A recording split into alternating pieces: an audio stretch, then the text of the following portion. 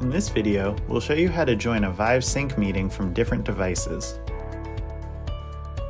When you receive the meeting invitation, click Join Sync Meeting in the email and sign into the Sync website to add the meeting to your Sync calendar. You'll then see a summary page that shows the meeting room information.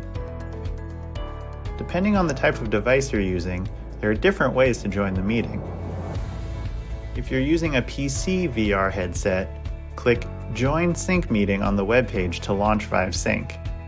Just sign into your HTC account from your computer, then put on your headset and join the meeting. If you have an all-in-one VR headset such as the Vive Focus 3, launch Vive Sync on the headset. Join the meeting by selecting it from your agenda. If you're using viewer mode on a PC or phone, click Join Sync Meeting on the web page to launch Vive Sync and join the meeting on your device. Once you have joined the meeting, you may find yourself outside the meeting room. Just use your controller to teleport to the room. You're all set. Enjoy meeting in Vive Sync.